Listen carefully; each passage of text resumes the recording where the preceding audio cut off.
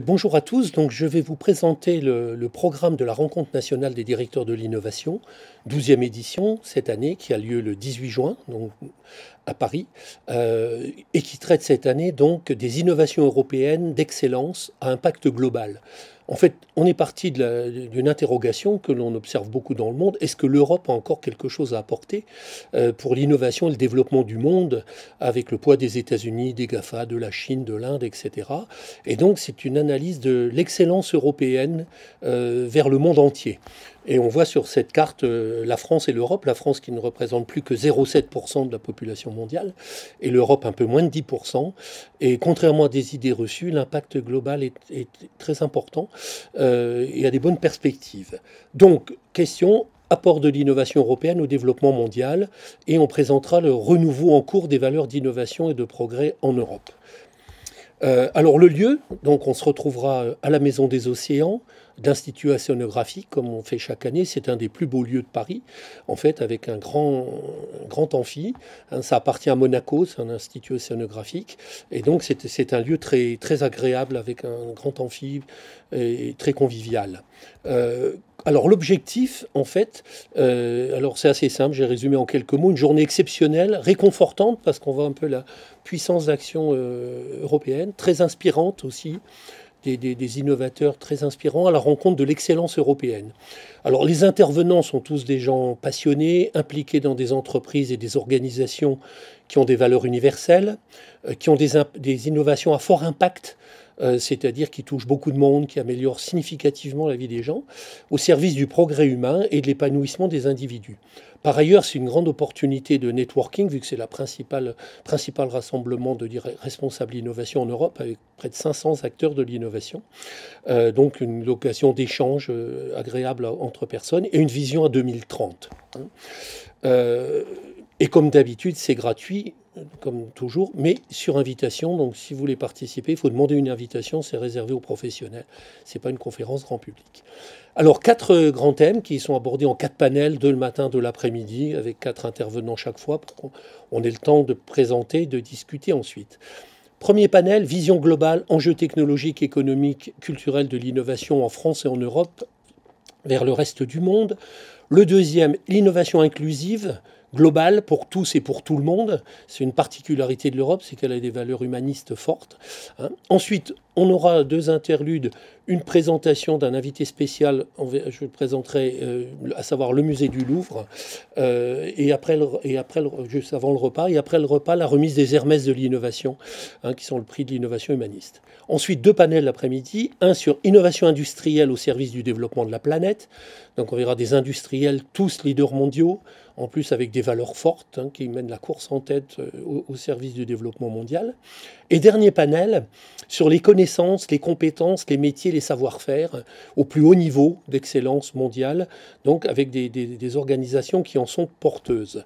Et on clôturera sur une présentation par le nouveau responsable qui a été nommé il y a une dizaine de jours du chantier de Notre-Dame, un peu sur justement les métiers d'excellence pour mener un chantier de référence mondiale. Alors, premier panel, vision globale. Là, on porte sur une vision globale des possibilités de l'Europe. Donc, introduction par Pascal Vigné, qui est président de l'Académie des technologies. C'est notre toute nouvelle académie. Elle est née en 2000, donc c'est une millénium, en continuité de l'Académie des sciences, dans les valeurs qui sont celles des Lumières, c'est-à-dire d'éclairer les décisions futures. Sa devise, qui est pour un progrès raisonné, proche de la raison, les cartésiens, choisi, on est une démocratie, et partagée, c'est-à-dire au service de tous. Donc, introduction de Pascal Vigné et de l'importance qu'en est cette autonomie de réflexion en France et en Europe pour participer à la gouvernance mondiale de la technologie et de l'innovation.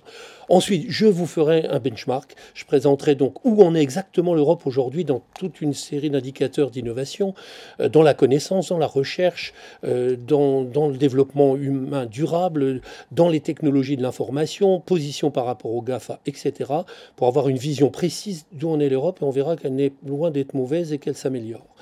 Ensuite, on aura une présentation de Fabienne Lupo-Mognodet de la fondation Michelangelo. Alors, la Michelangelo Foundation est née en 1991, créée par le président du groupe Richemont, aussi des anciens de Cartier, sur l'excellence européenne et aussi l'apport de la création, centrée sur la puissance très forte de la création humaine, un peu en opposition avec une vision simpliste de l'intelligence artificielle qui remplacerait la création humaine, ce qui n'est pas le cas.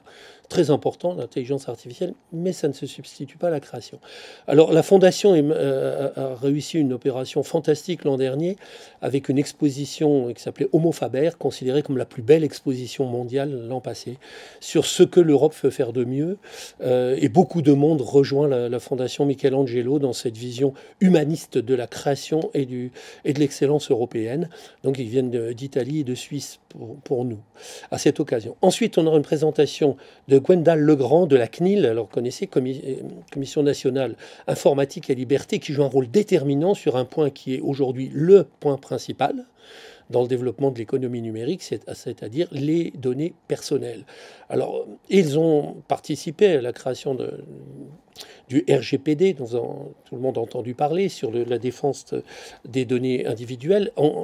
L'Europe, en fait, a structuré la vision mondiale. Tout le monde se situe par cela, et pour aller vers des étapes ultérieures. Et c'est le seul point qui pourrait bloquer le développement de l'économie digitale, c'est ce statut des données personnelles. Par ailleurs, la CNIL mène d'importants programmes de recherche très utiles pour comment se situer dans cet univers, comment faire mieux, comment être visible et autres. Donc on aura un point précis par le directeur des technologies et de l'innovation de la CNIL qui joue un rôle moteur au niveau mondial. Deuxième panel, on sera sur les innovations inclusives. Inclusives, c'est-à-dire qu'on n'exclut personne, qui est une particularité de l'Europe. Le progrès ne vaut que s'il est partagé par tous. C'est Aristote qui avait précisé ça. Il avait vu que dans les vagues d'innovation, il y a toujours un risque que certaines personnes se l'approprient et que d'autres n'en bénéficient pas. Donc, 4 organisations qui travaillent sur le fait que l'innovation et le progrès soient au service de tous. Alors l'AFD, c'est une des grandes agences mondiales pour le développement, qui est française. Plus de 4000 projets par an dans le monde en développement sur tous les secteurs de haute technologie. Par exemple, le programme Digital Africa qui est mené, et aussi beaucoup d'actions sur la recherche, l'innovation au service de tous, et aussi le développement au service des innovations locales.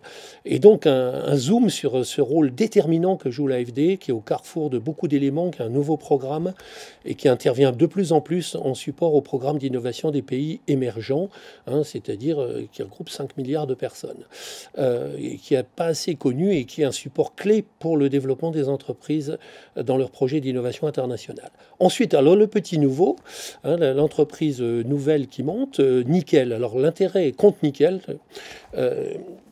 conçu par un interdit bancaire pour des interdits bancaires, initialement avec l'aide d'un grand banquier qui avait les mêmes centres d'intérêt, par ailleurs, qui a été l'an dernier le compte le plus ouvert en France. Plus de 40% des comptes ouverts ont été des comptes Nickel, le premier compte sans banque, destiné aux gens qui n'avaient pas accès ou qui étaient rejetés par les banques. Alors, compte Nickel maintenant fait partie du groupe BNP Paribas, et nous en parlerons. L'objectif, c'est de le mondialiser, c'est que ça devienne un critère international. Donc, une originalité. Il n'y a pas d'équivalent dans le monde à ce type de compte qui était disponible initialement dans les bureaux de tabac et donc qui est justement une innovation pour les gens qui ont peu de moyens. Initialement, maintenant tout le monde adopte le compte Nickel. Ensuite, on aura une présentation par Georgina Grenon, alors là sur un grand programme qui sont les Jeux Olympiques. Les Jeux Olympiques sont nés en Europe, d'origine grecque, ils ont été relancés au XIXe siècle par Coubertin. Aujourd'hui, c'est le plus grand événement de la planète. Il y a les 5 anneaux, mais c'est toujours très difficile, presque plus de villes veulent organiser un événement de cette taille. Il faut associer les pays qui ne sont pas traités toujours au même niveau, des sports nouveaux, qu'il n'y ait pas exaspération des nationalismes. Donc la directrice de l'excellence environnementale des JO de Paris, du COJO, du comité d'organisation des JO, nous parlera des innovations prévues et des enjeux des Jeux olympiques de Paris 2024. Donc je dis plus grand événement de la planète, et où l'Europe garde un rôle déterminant pour que ça reste un rassemblement des gens du monde entier. Et aussi ouvert aux gens qui, par exemple, les Jeux paralympiques, que ce ne soit pas que des gros bras qui soient vus. Et en parlant de paralympiques, on passe quatrième intervenant, qui est Malika Boucheouia, présidente de l'AGFIP. Alors l'AGFIP, c'est une organisation qui est chargée, dont l'objectif est de faciliter l'insertion des personnes handicapées, à quelque titre que ce soit, par le travail, pour qu'elles soient autonomes et ne soient pas dépendantes. On peut avoir perdu ses bras, être un très grand banquier. Et donc, AGFIP, activateur de progrès, on sera essentiellement sur toutes les actions et les innovations faites pour mettre les technologies au service de l'emploi des personnes handicapées, et c'est une référence internationale. Donc là, donc 4 axes pour porter l'innovation au service de tous d'une façon inclusive. Ensuite, avant le repas, on aura un invité d'honneur qui est le musée du Louvre, avec Adèle Ziane, qui est directeur des relations extérieures, de la communication, du mécénat, de la marque et de l'éducation du musée du Louvre. Alors il faut savoir que le musée du Louvre, l'an dernier, en 2018, a connu une progression de 25% de ses visiteurs et a consolidé. Il a été rattrapé ces dernières années par deux musées, de New York, le Metropolitan et le musée de Pékin. Et là, il est repassé largement en tête, avec plus de 10 millions de visiteurs, grâce à des actions exceptionnelles. Le monde entier a été impressionné par les actions du Louvre, en fait, d'aller porter la culture partout et vers tous, aller chercher les gens là où ils sont. Notamment, il nous parlera des actions vers les enfants, vers les familles de banlieue, vers les gens qui ne sont jamais allés dans un musée, vers ceux qui sont toujours sur le web, vers ceux qui écoutent des musiques qui ne sont pas habituellement celles qu'écoutent les gens qui vont au Louvre, avec l'opération menée avec Beyoncé, par exemple, vers la télévision, avec des séries comme L'Art du crime, et aussi d'associer les enfants, enfin toute personne qui n'avait pas accès à la culture. Donc, pour nous, en innovation, pour les directeurs de l'innovation, c'est une référence de qualité d'innovation inclusive, globale, totale, participative. Donc, quelque chose de rafraîchissant sur comment on peut rester et consolider une place de leader mondial à partir d'un pays qui n'est pas si grand. Ensuite, passé la période du repas, on aura en tout début d'après-midi la remise des Hermès de l'innovation. Cela fait 10 ans qu'on remet des Hermès de l'innovation. Alors Hermès, c'est pas la marque Hermès, qui est une entreprise qu'on aime beaucoup, mais enfin là, c'est le dieu de l'innovation dans la Grèce antique. Hein. C'est dans ce sens-là. C'est pas lié à une entreprise. Hein. Hermès était le dieu qui facilitait en fait la réalisation des projets des hommes en faisant l'interface avec tous les dieux qui pouvaient les aider. Et donc c'est un prix d'excellence en fait d'entreprises qui sont à la pointe mondiale tout en ayant les valeurs humanistes. Donc c'est la reconnaissance des innovations humanistes. Ça dure pas très longtemps, c'est une demi-heure, mais c'est toujours exaltant parce qu'on voit des choses exceptionnelles. Vous voyez ici, par exemple, la remise du Hermès de l'innovation à la ville de Kyoto, hein, il y a 2 ans. À l'endroit, on remettra ces Hermès. C'est une autre vision de ces grands amphis de la Maison des Océans. Ensuite, donc, 3e panel, début d'après-midi, innovation industrielle au service du développement de la planète. Alors là, on va avoir 4 entreprises. Elles sont toutes leaders mondiales. Alors sachez qu'on a beaucoup de leaders mondiaux sous le coude. La France a 80 grands leaders mondiaux, ce qui est quand même important, très gros et important, et qui joue un rôle important dans l'innovation. On oublie toujours le CAC 40, les 40 du CAC 40, ils pèsent autant que les 100 premiers allemands, par exemple. C'est des entreprises puissantes, leaders mondiales, et qui se renouvellent. Alors là, on en aura de tailles diverses. Un groupe moyen familial qui date de plus de 100 ans, qui s'appelle le groupe Chargeur, qui a la particularité, c'est qu'il a fréquemment changé de métier dans son existence. Et il a toujours réussi à être leader mondial dans les métiers auxquels il accédait. Donc c'est une entreprise assez exceptionnelle. Ils se dénomment eux-mêmes Game Changer. Donc on verra une entreprise moyenne, leader mondial dans tous ces métiers, et largement. Et elles ont toute la particularité d'avoir des valeurs fortes, de continuité, de vision humaniste, vision aussi développement durable. Donc on démarra avec Joël Fabre-Hofmeister, secrétaire général du groupe Chargeur. C'est les premiers qui ont fait des lignes tour du monde au 19e siècle, par exemple. Aujourd'hui, ils ne font plus de transport, ils font d'autres choses. Ensuite, Martial Chevreuil, Aegis. Aegis, une entreprise d'ingénierie. Là aussi, elle est présente sur les 5 continents. Donc, conception d'ingénieurs dans différents domaines, construction, usine, je passe différents éléments. Considérée comme à la pointe des objectifs mondiaux de développement humain durable. Donc, vision d'un champ d'ingénierie sur la Terre entière. Ensuite, Patrick Valex, directeur de l'innovation, de la stratégie, management de la stratégie du groupe PSA. Alors, PSA fait un retour assez spectaculaire sur la scène mondiale, très, très avancé sur les objectifs futurs de l'automobile. Hein, ils ont intégré Opel. Et donc, on verra un petit peu la perspective d'innovation pour le groupe PSA vers les véhicules plus électriques, autonomes, etc. Donc, vision intéressante intéressante. L'Europe en général et la France en particulier renouvellent leur leadership international dans l'automobile et l'aéronautique. L'autre plus est automobile. Et ensuite, Bénédicte Bonnet, donc du groupe Essilor, donc responsable de l'accélération de l'innovation, du développement Europe, Afrique, Essilor. Essilor est leader mondial des lunettes de correction, ils en font 60%. En fait, ils ont une action extrêmement intéressante. On parlera des actions vers les gens très faible niveau de revenus, donc les 2 milliards de personnes dans le monde qui ne peuvent pas acheter des lunettes à des prix normaux. Donc l'action qui a été menée vers ces 2 milliards de personnes. Et aussi les actions, un petit peu à la façon du musée du Louvre, je dirais, vers des personnes qui n'étaient pas concernées. Par exemple, l'action vers les gamers, qui ont des problèmes de protéger leurs yeux parce qu'ils passent beaucoup de temps sur Internet. Et aussi vers les personnes âgées, etc. On va un peu stratégie d'innovation d'un leader mondial qui se renouvelle constamment. Ensuite, dernier panel. Alors sachez qu'après chaque panel, on aura une bonne demi-heure d'échange avec la salle pour voir un peu comment font ces gens pour rester leaders mondiaux. Dernier panel, on parlera des connaissances. L'Europe a été toujours considérée comme une sonde d'excellence dans les connaissances, sciences, formation et autres. Aujourd'hui, dans les classements de Shanghai et autres, les grandes universités américaines et asiatiques y mènent. Pourtant, il y a des bases de connaissances excellence en Europe. Alors, 4 organismes nous parleront de ça. Un organisme qui est plutôt utilisateur de connaissances, avec Laurent Marie, qui est vice-président système de information critique et cybersécurité chez Thales. Thales est un leader mondial de la cybersécurité pour des entreprises très importantes, comme des GAFA d'ailleurs, ou des grandes banques, et aussi des systèmes de défense. Il est très difficile de trouver les personnes des hauts niveaux dont on a besoin dans tous ces secteurs à la pointe, l'intelligence artificielle, la modélisation mathématique, le big data et tout un tas d'autres domaines.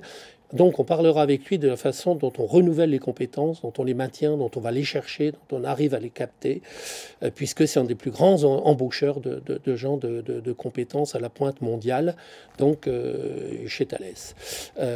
Pour donner une idée, il embauche 2 à 3 fois plus de personnes de haut niveau que toutes les startups de France chaque année. Ensuite, on aura un point avec Pierre Van der Kenst, qui est vice-président pour l'éducation d'EPFL. EPFL, c'est École Polytechnique Fédérale de Lausanne. Elle est depuis une dizaine d'années maintenant reconnue comme la plus leader des jeunes universités qui ont moins de 50 ans. Et aussi, ses travaux sont les plus diffusés dans le monde. Et donc, c'est une université d'excellence qui accueille 116 nationalités, donc on peut venir du monde entier pour faire des formations d'excellence à EPFL, et à un prix dérisoire, 50 fois moins cher que les grandes universités américaines. C'est 1200 francs suisses l'année, donc ça nous intéresse beaucoup, c'est le renouveau d'une vision humaniste européenne de l'éducation, donc au plus haut niveau et accessible à tous, une logique d'excellence extrêmement intéressante, donc on fera ce point avec EPFL, qui viendra nous rejoindre. Ensuite, nous aurons Marie-Pierre Chalimbaud, qui est conseillère technique en charge numérique, Digital Officer, Erasmus et France Éducation. Alors Erasmus, grâce au cinéma, des gens ont connu, ils voient plutôt des jeunes qui se baladent d'un pays à l'autre et qui draguent, mais ce n'est pas ça Erasmus. Enfin, c'est effectivement l'importance de l'échange et du voyage. C'est le plus grand programme du monde d'échange pacifique entre pays. Au niveau des étudiants, 9 millions de personnes en ont déjà bénéficié. Et ça s'est élargi à toutes les formes de formation au-delà des études. C'est un budget gigantesque qui a dépassé 22 milliards pour le dernier module, qui passera 30 milliards pour le prochain. Au début, c'était 11 pays. Maintenant, c'est une quarantaine. Et ce n'est pas qu'européen, c'est mondial.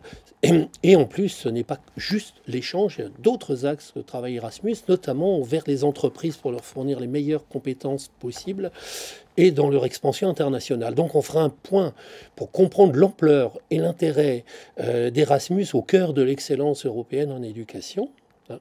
Et on terminera alors par quelqu'un d'extrêmement intéressant, ça sera notre keynote de fin. Il y a 10 jours a été nommé le responsable du chantier de reconstruction de Notre-Dame, donc il sera là pour nous parler des grands enjeux. C'est la première fois qu'il va parler sur ce sujet. C'est Michel Guisenberg, alors qui est un grand bonhomme. Il a été président des compagnons du Devoir et du Tour de France. C'est lui qui les a portés à obtenir le label patrimoine mondial de l'humanité, accordé par l'UNESCO, seule formation patrimoine mondial de l'humanité. Il a lancé les instituts dans tous les métiers pour les maintenir à la pointe. La réflexion métier 2050, donc pas passéiste, c'est les grands métiers, mais avec des visions futures. Aujourd'hui, il est président de WorldSkills France. WorldSkills, c'est l'Olympiade des métiers. Les gens des métiers qui se rassemblent du monde entier pour montrer ce qu'ils font de mieux et obtenir des prix. Et il vient d'être nommé donc responsable de ce qu'on appelle Chantier de France, qui est la structure qui a été mise en place pour la reconstruction de Notre-Dame et la promotion des métiers d'art. Et donc il nous fera un point sur ce chantier, aussi sur l'importance des métiers d'excellence et de renouveler constamment les métiers d'excellence vers le monde entier. Par exemple, aujourd'hui, il y a la restauration des grands gratte-ciel de New York qui date des années 20. Pratiquement tous sont conduits par des compagnons du devoir venus d'Europe, spécialistes de ces métiers justement de restauration et de reconstruction. Donc voilà, ça permettra de savoir où on est et les grands défis que pose la restauration de Notre-Dame. Voilà, c'est un super programme avec beaucoup de possibilités d'échange avec des gens brillantissimes. Vous voyez, l'an dernier, on le veut comme un lieu de rencontre, c'est totalement non commercial. Ça a toujours été comme cela. Donc, rencontre d'entreprises, des services, des entreprises d'industrie, des centres de recherche, des gros organismes de formation, des ONG, des organismes d'État. De telle sorte qu'il y ait le maximum d'échanges possibles. Ceux qui connaissent apprécient beaucoup. Donc, sachez que vous êtes les bienvenus. Merci aux gens qui sont partenaires. C'est pas des partenariats commerciaux, c'est le fait d'échanger et de porter. Donc, l'Université de la Sorbonne, avec qui nous coopérons beaucoup. L'Institut européen qui prend en charge cette réalisation, qui est le Mécène, le Club de Paris, qui rassemble une centaine de grands groupes, dont 80 leaders mondiaux. Les Mardis de l'Innovation, depuis 17 ans, qui diffusent ce genre de choses. 2030, qui est la nouvelle revue ouverte et gratuite, 8 demain, Club de Paris sur la prospective. L'Académie des technologies, le CITEO, qui est l'organisme chargé de l'économie circulaire développement durable. Price, qui a diffusé de la communication. C3D, qui est le collège de développement durable, qui est le directeur développement durable. Up Magazine, qui est toujours à la pointe sur tout ce qui bouge. Et aussi un autre organisme de développement durable, donc ICDD. Voilà. Alors, si vous voulez participer, ça sera clôturé sans préavis parce qu'il n'y a pas non plus une extension possible des places. Donc pour télécharger le programme ou demander une invitation, il faut impérativement avoir une invitation. Aucune inscription n'est possible sur place pour des raisons de sécurité, d'organisation, de Vigipirate. Donc il faut la demander avant. Et à ce moment vous venez avec. Donc vous allez sur le site Club de Paris des directeurs innovation, vous aurez toutes les infos, ou directeurinnovation.com, qui vous permet d'avoir ces éléments. Donc voilà, vous êtes les bienvenus si vous voulez nous rejoindre. Merci de votre attention.